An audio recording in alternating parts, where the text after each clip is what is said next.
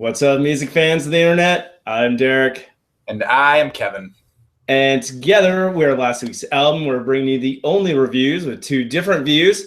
And this week, we're talking about Fool, the EP by Hartley Hall. And we're asking the big question, is a Texas swing on Hartley Hall's Fool a wise listen? Let's kick things off. Cheers, Kevin, everyone at home. Cheers, Derek, and everyone at home. Hartley Hall is an Austin-based singer-songwriter, originally from Kerrville, Texas.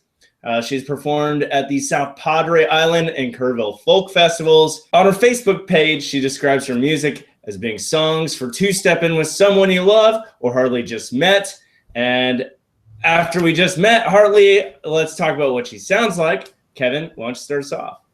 Sure, Derek. I think Fool by Hartley Hall sounds like Hurray for the Riff, Raff and Patsy, Montana sharing songs over a flask of whiskey. I think Hartley Hall sounds like Loretta Lynn fronting Bob Will's band, the Texas Playboys, playing lively numbers that drive away drowsiness so you won't fall asleep at the wheel.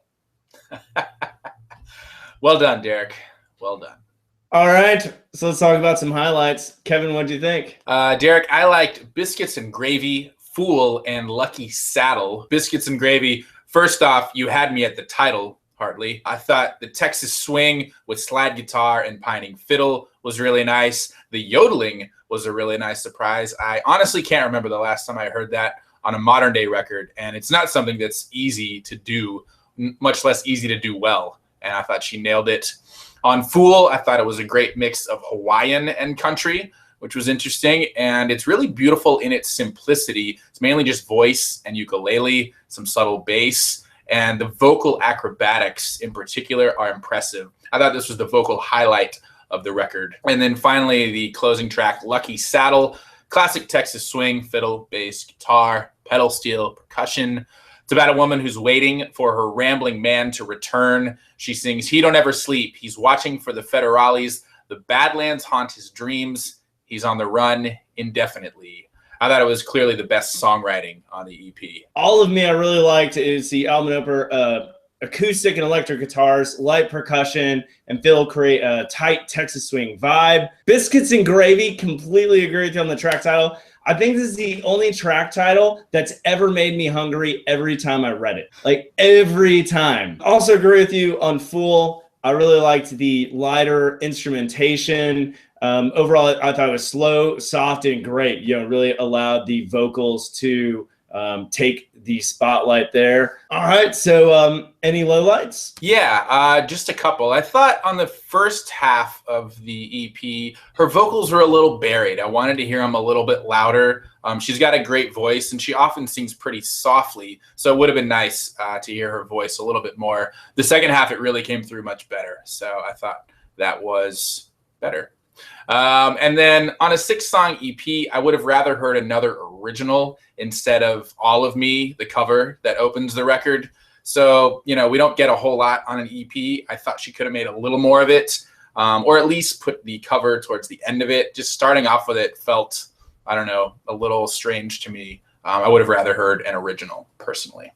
So, Kevin, I guess what you're saying is you wanted a side of hash browns to go with that Biscuits and Gravy. I wanted all of Hartley, not a cover. Well, don't you look like a fool? Touche. You just don't hear much Texas swing anymore, you know? I thought it was just kind of refreshing to hear it, you know, in such great, in the different varieties of it. Yeah, I think potentially the only little, like, kind of echoes yours. I was left wanting more. You know, I wanted hash browns.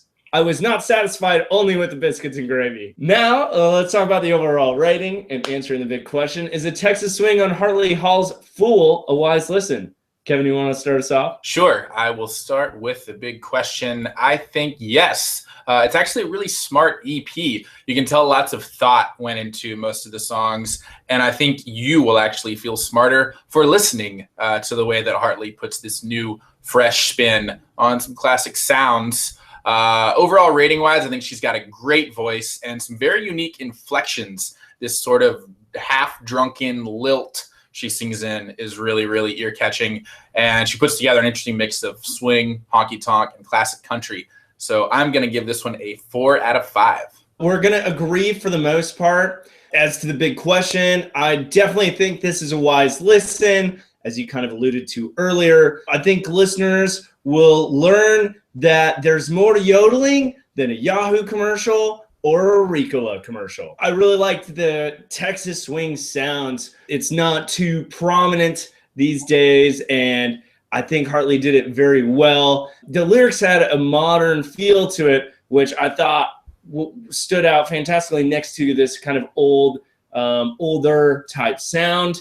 I definitely liked her vocals were strong, and I think it's interesting, as you pointed out earlier, that they became more prominent as the album progressed. And so as a listener, that just continued to pique my curiosity and be further drawn in. I'm wanting seconds and looking forward to hearing more from Hartley Hall. And so I'm giving her a 4 out of 5 here. And combined with Kevin's, that's an 8 out of 10. So you're a fool if you don't go check out Hartley Hall's new EP, Fool. Thanks again for joining us here at last week's album. We're bringing you the only reviews with 2 different views. Don't forget to subscribe to the YouTube or the podcast.